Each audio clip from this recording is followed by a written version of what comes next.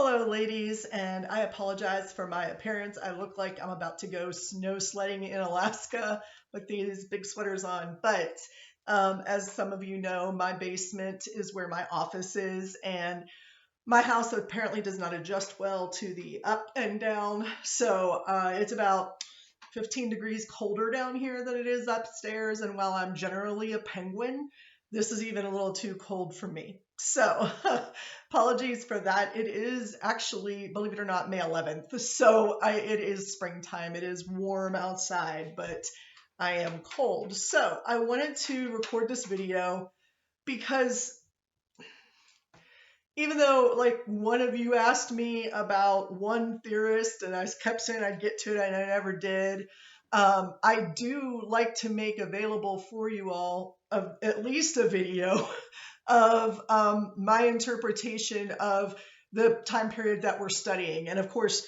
now I left you at the pretty much end of the Renaissances to the early Enlightenment, and that only leaves really two more places to truly go in the area of Western philosophy, and that would be the modern and the postmodern. So I thought that I would do that really quickly today. Now, am I going to talk about George Campbell and Carlin Cors Campbell? Yes.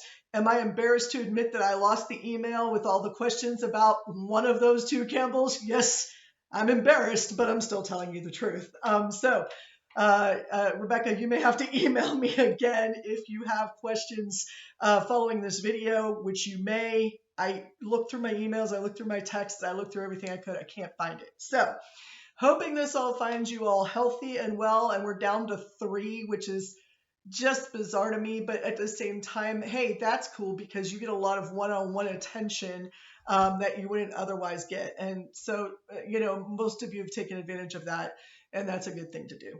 So your papers, anytime before the end of the semester, if you need an incomplete, an extension, we can talk about that. Just don't assume I'll give you an incomplete or assume that I'll give you an extension without talking to me first. I actually do assume that you just decided not to finish before I decide, oh, they think I'm giving them an extension. But I have zero problems talking about an extension or giving them out. I just need to know before final grades are due, which is 1 week from today.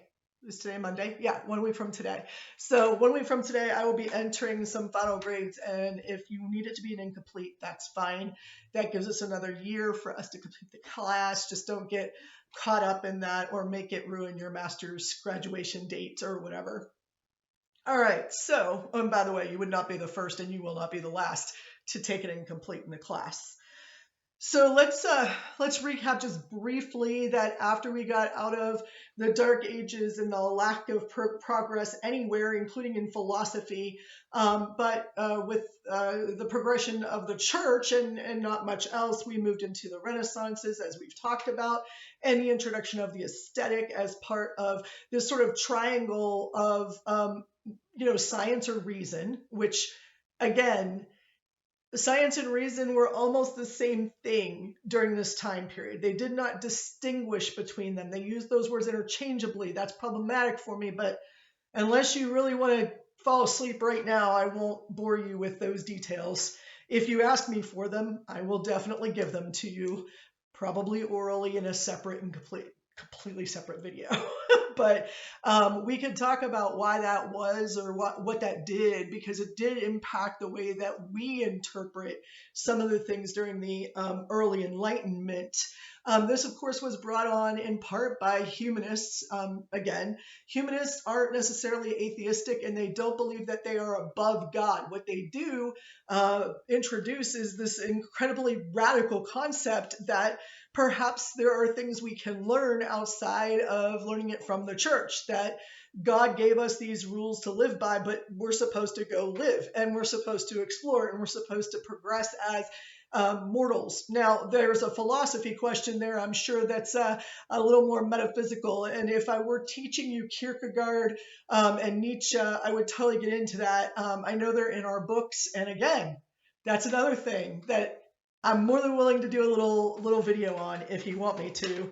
I don't know that I'm the best authority on Nietzsche and Kierkegaard, but being a Catholic and being a Jesuit, needless to say, I had to read a lot of that when I was in college. So do feel free to ask. I'm slightly more educated than your average bear on that stuff. Now, the humanists brought in the idea that we could explore for truth outside of the church, meaning that we could use our human faculties in order to do it. The idea of using the five senses in order to do it is in fact called empiricism. That was introduced as the scientific way of looking at something. So the word empiricism literally just means that we're able to see, hear, feel, sense it, smell it, whatever of the senses you want to talk about. You can tell me there's only five senses. I'll tell you you're wrong. And what I mean by that is we all have a sense of time, but that's not ever in our five senses, right? We know time is passing. We also have a sense of space, what things are close to us or away from us. And you might say, well, that's feeling. It's like, no, what I'm feeling a lack of something. So, I do believe that there are multiple senses that human beings have that are not mystical in any way. We can debate mysticism another day if you'd like. But the five senses that they were talking about, sight, smell, hearing, sight, smell, sound, taste, and feeling. Touch. Okay, I think I got them all. I don't know. I struggle with those five. So empiricism was highly sought after, that if you could in fact find a way to prove that something was true in the scientific manner, you were looking for empirical knowledge. Now, there's an obvious problem. If we're talking about an existential idea, a philosophical idea, an abstract concept such as peace or justice or justice is a big one. Let's go with that. If we're talking about sort of social issues and the way that those can be proven, the answer is they can't be done empirically. Thus, the question becomes, well, it comes from God, so we're done, as some people said. But humanists said, no, I think that there's other ways to figure this out for ourselves. We've been given these things. We could say that they're gifts from God. That's fine. Like I said, they weren't atheists here necessarily. So they said we need to be able to find other ways to explore. And of course, as you know, Bacon and Vico got into it about whether or not we should use empiricism and the idea of a faculty of psychology, or whether we should use the ancients' way of reasoning and that science. And that debate was one of the highlights of that distinction between science and reason in the way that we refer to them now, right? Science, we say hard sciences. Some people say social sciences, which is kind of funny. But the empiricism idea versus the idea of simply reasoning or from deduction. And of course, empiricism is very much induction, which is why it was called the Baconian scientific method. And now we drop the Baconian, we work deductively, and we call it the scientific method. And that's how that is a very short and concise progression of the study of science for like the last, I don't know, what, 2000, well, no, the last several hundred years, 300 or 400, maybe 6, I don't know. And so then the question becomes, well, where do we go from here? If it is true that the humanists say that we can learn from human experience, and we're studying Western philosophy in order to understand human motivation for speaking and, language and how language impacts us, then what the hell? How do we do that? And so along comes the transcendental idea of humans observing humans and being able to draw conclusions by reasoning from behavior and language. And of course, existentialism, which is that idea of being able to study why we're here.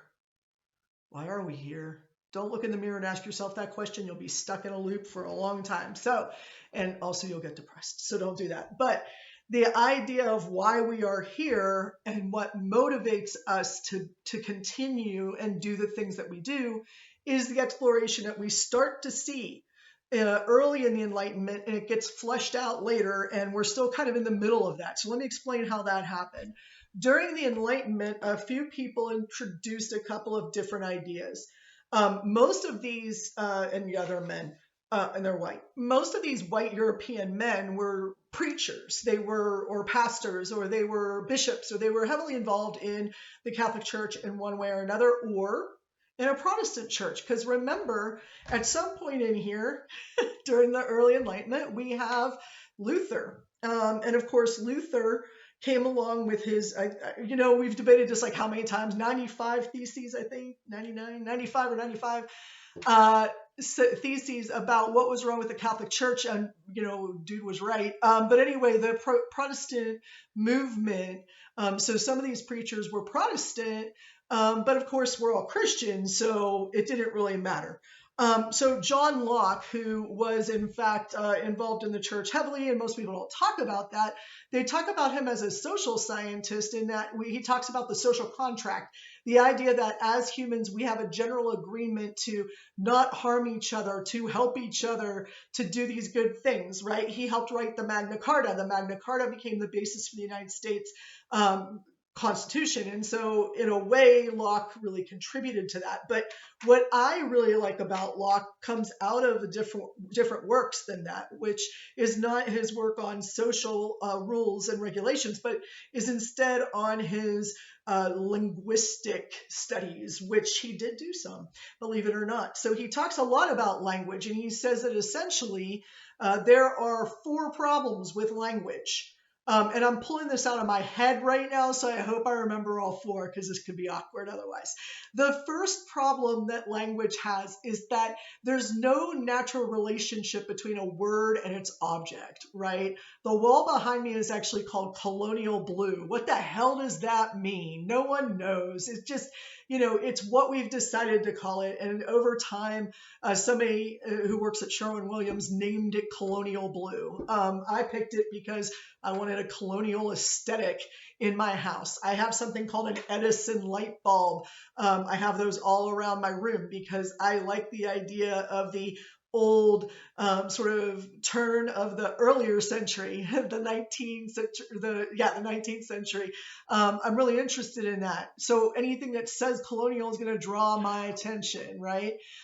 There are pictures above me that you can't see, but they're the Pink Lady and Little Boy Blue, very Victorian era, right? So our feelings about things have no relationship to the word that we use to describe it, right? A lot of times we pick words to describe things based on the time period in which they occurred, or on generalized categories, like this is a blue. And so you're like, it looks a little purple there, got to be honest with you. I'm like, no, it's blue, trust me, but it looks really dark. I understand, but trust me, it's blue. We could have that debate all day, and there's not going to be a scientific answer to it unless we pull out the spectrum and look at some standardized and, again, arbitrary assignment of what the word blue means. The second problem with language is that concepts are way too complex for language. Words cannot encompass like the entire complexity of an idea. It's nearly impossible, right? So while, remember, Bacon said that we were limited by being human, Locke's like, yeah, we're limited because our language is limited as well. We can only accept so many things, put into a complex concept or idea. So some things that are super complex, how do you put that into one word? That's a very difficult thing to do. And then you're accused of using 50-cent words. I'm sorry, inflation. $50 words and being told you sound arrogant, right? Because it's a complex idea put into this one small baby word. And he said that was a problem. The third problem is that one word can have multiple meanings. Now, this isn't a shocker to anybody. Of course, that's the case. We use one word, especially in the English language. Our words all sound alike. Read and read. I read. That room is red. I read. I picked a reed out of the forest. I mean, take your pick. I mean, there's no way to seriously understand the English language as words until you understand context. So we are an incredibly high context language culture, and that was handed down to us by our European roots, right? And so Locke says the fourth problem, the final problem, is, and I'm not sure he put these in any order specifically, but that many words can mean the same thing. And that's true too. I mean, when my husband comes in, he's like, "Oh, I'm blinded." And I'm like, "What's wrong? You have a problem with my Edison?" He's like, "Your Edison?" "No, I have a problem with your light bulb." And I'm like, "Well, that's what an Edison is. It's a light bulb." And he goes, "I don't care what it's called. It's blinding me." And I'm like, "It's nice and incandescent. It's not harsh." And he's like, "What do you mean it's not harsh? I'm getting after visions this whole time, right?" We could call it a lamp. We could call it a light. We could call it a bulb. We could call it whatever we want. We could call it an incandescent. We can call it an electric candle. I mean, there's so many things that you can use to refer to the same object. And that's the fourth problem. So there's no natural relationship between a word and its object. Words can't handle like super complex ideas. They can't encompass them. One word can have many meanings, and one object can have many words. So many words can have the same meaning.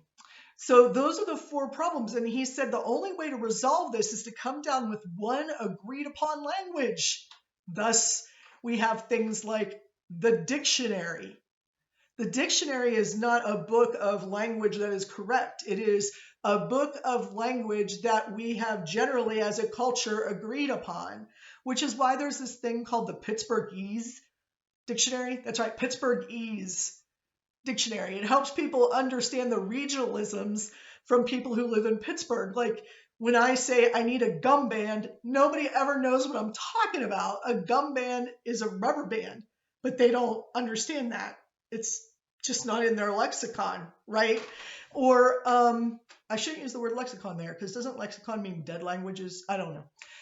It's not within their sphere of understanding, right? It's like when you all make a pop culture reference, I have no idea what you're talking about. That gets awkward. There was a time when we, started talking about what do you mean it's bad? It's like, oh, well, that means it's good. And my father was like, I don't understand this whole good bad thing. You're going to have to clarify that for me. There's even a Ghostbusters joke about that. I'm a little unclear on the good bad thing. What bad? I mean bad, not the good bad. Very confusing because we change the meaning of the word. In Pittsburgh, we also have square bologna, which most people don't have. It's usually round. And we don't call it bologna. It's called jumbo, where we come from. And Isley's is still a reference we make, which is a soda shop and ice cream place that went out of business many, many moons ago, long before I came along. And yet I know that an Isley's is a Klondike bar because that's where it started. So there's all these regionalisms that are highly contextual. And so there's an entire handbook of how to read Pittsburghese. And it has something to do with some of the colloquialisms and linguistic shifts, but it also has to do with the way that we talk, like our sort of paralanguage, right? Whenever I ask a question, I have a tendency to go down at the end of the question, whereas I go up at the end of a declaration. That is the complete opposite of what most people do, because if you're asking a question, you want to leave that open for the person to answer instead of sounding like you're making a declarative statement, but not in Pittsburgh. So I might say something like, well, but it's a red light. And you'll be like, no, it's green. And I'll be like, yeah, but it's a red light. And it's a question, but I'm making it a declarative, right? Or probably like, the how are you thing, okay? You say, how are you? And I'm like, how are you? Like, because how is it that you exist? I don't understand. And so then if you get a declarative statement, a lot of times what I'll say is, wow, that light is really bright. That sounds like I'm asking you a question. I'm not. I'm making it declarative. So stupid stuff like that, I mean, gets really problematic on the paralanguage. And then you have things like enunciation and pronunciation and that part of paralanguage. And so when we say things like, I need to go downtown, we don't say I need to go downtown. We say I need to go downtown and I need to go celebrity and I need to, walk past the still meal. And that's all legit in Pittsburgh, Pennsylvania. By the way, Jeet Jet? Yeah, see, you don't know what that means either. Did you eat yet? I need to walk down to South Liberty. I need to walk past the steel mill. It comes out still meal, and that still happens to me on a regular basis when I'm trying to say the word steel. It's a real effort, but steel mill is very difficult. I have to practice it before I say it. And so there are some ways that language changes. And so the dictionary is just what we've agreed upon. Just like, hey, here's what we've agreed upon. And if you look at all languages, that's what a dictionary in all languages does, is it tells you this word means this, I mean, to say love in multiple different languages, amor, amore. There's so many different words or different languages that if I were to pull an Antonio Banderas and take a movie role without being able to speak English, I would have to just phonetically put it out there like he did. Of course, he became a millionaire. I did not. There's good reason for that. I'm not very good at that part. So I would rather understand why the language is changing and how it's changing. And that's what John Locke was also doing. So if there's this problem with language, how do we solve it?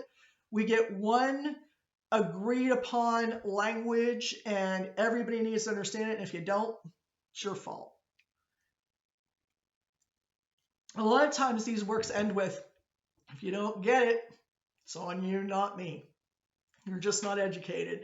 And that sounds incredibly elitist and terrible, but hey, there's something to be said for being educated about what you're doing, right? I guess. There's some lines there. And I'm sure Locke had a lot to say. He did actually have a lot to say about how that plays into the social class system and into the social agreements that we make. George Campbell comes along and says, hey, listen, this whole science thing is fine. And he was a preacher. But he was like, look, rhetoric has to explain science to people. Sure. It has to explain God to people. Sure. But there's some problems with the way that we use language. And the most important part for me, and this is not the most important part of Campbell necessarily, but the most important part for me is where he breaks down the different types of proofs or evidence that gets used. For example, he says there's two kinds of evidence. Deductive. I know you think the other one is inductive. You're wrong. It's intuitive. And that's a very important distinction because deductive is what he's referring to from the scientific method, that we, use our five senses. We use empiricism to sort of learn some things and then we reason that out. And that's deductive. And I'm going to need to take a call from my husband probably in the middle of all this. Hold on one second. Yes, honey. Hey, can you run the central key over to the Fritz Davis? I apparently grabbed the other one. Ah, yeah, it would be good if they could get in the car. Will do. Yeah, it'd be handy. All right. Bye-bye. Love you, bye. Love you, bye. Apparently, I've got to drop off a key. We dropped off the car and not the key. Welcome to life with COVID-19. So as we are all staying in place, I'm going to have to go run that key over there, so I'll get there soon. So George Campbell says that there's inductive and then there's intuitive. And intuitive is what we're most concerned with because underneath intuitive, he has two types of intuitive proofs or two types of intuitive evidence. Only one of those pertains to rhetoricians, and that one is moral.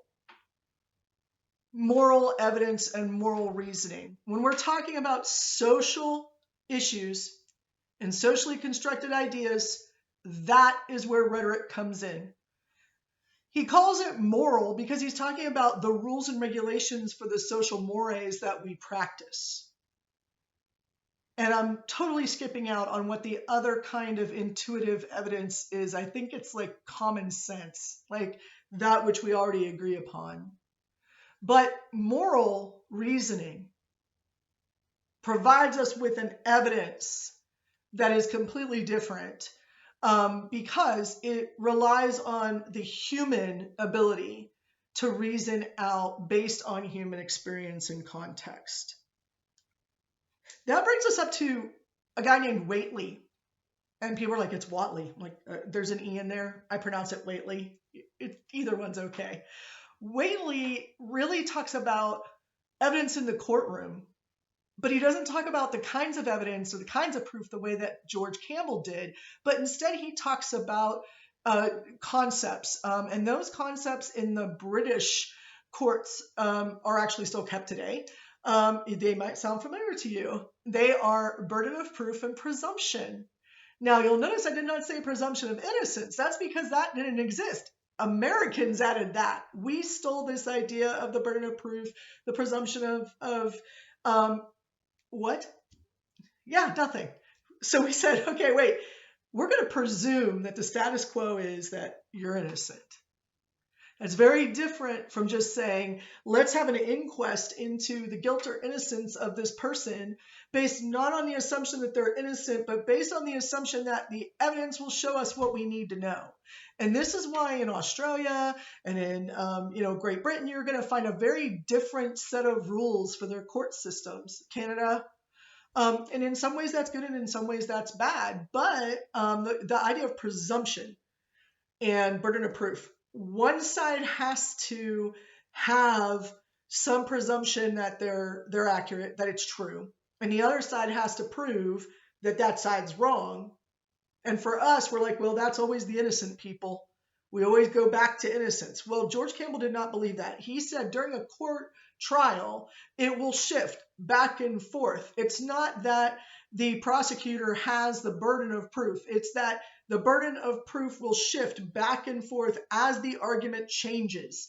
And so a judge needs to be very, very good at understanding which evidence is better than the other, or which argument is better than the other, in order to be able to determine what would happen. And of course, that's why most of the time they have inquests and coronial trials, whereas we have 12 people trying to figure it out. I don't know. I feel like we should all go watch 12 Angry Men right now to work with that. Perlman comes along and he starts saying, hey guys, that's great. That's great. You're talking about evidence and reason and all that. But what about the audience? I don't know. What about the audience? Well, shouldn't they be able to understand what's going on? Probably a good idea. We should probably make sure we pay attention to the audience. And at this time, we also have what's known as the movement towards the new rhetoric. And what is the new rhetoric? Well, the new rhetoric looks strangely like the old rhetoric.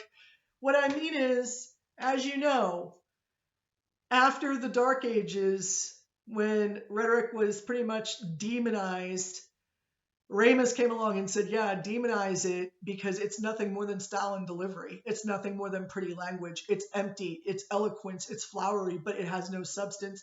And that means it has no truth behind it because it's got no reasoning. And people came along. Perlman was one of them. He was in there. I'm trying to think of Ulbricht's Titeka was one of them. And some others who came along and said, I think we need to go back to the old way of thinking about it. So they called it the new rhetoric, but the new rhetoric put a focus on argument, logos, pathos, and ethos, and the traditional neo-Aristotelian ideas of how rhetoric works. And that's why since the,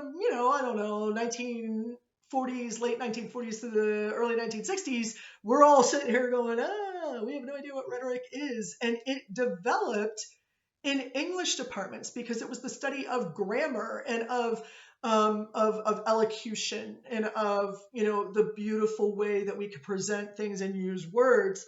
And then there were some people in the mid 60s who said, you know what? We don't want to teach speaking. I don't understand why I'm in a reading department or an English department or a literature department. I'm teaching speaking. That makes zero sense. And so all those people who wanted to focus on the oral presentation moved into a new department that they created, a new field of study called communication, and everybody else stayed in the English department. And so now we have rhetoric in English departments and we have rhetoric in communication departments. Be like, oh my God, why would we have rhetoric in two places? Some people are like, what do you mean we have rhetoric in two places? That doesn't even make sense. Of course it does. The idea of the written word and the idea of the spoken word being two different things makes total sense. Plus, if you're someone who studies the literary criticism, you're looking at literature and how it represents the culture and how that works and how that establishes social rules and so on. And you may be more Lockean or even Hobbesian in that way, but people who are studying it, like in my line of work, are looking at how language is used orally to create things in the moment. So while in English departments, most rhetoricians are looking at what's been done, in communication departments, we're looking mostly at what's happening now or what should happen in the future. I don't know if that makes any sense to any of you, particularly you, Rebecca, but essentially it's the difference between reading Kenneth Burke, A Grammar of Motives, and Kenneth Burke's A Rhetoric of Motives. That's essentially different. And in most English departments, the rhetoricians read A Grammar of Motives, and in communication department, they read A Rhetoric of Motives. And that's why I did 2 degrees when I was getting my PhD. I had to take classes, in my opinion, I had to take classes in Burke and in literary criticism in order to understand the thing that's coming up next, which is critical theory. And so that's where all of that goes. And in between there, we have some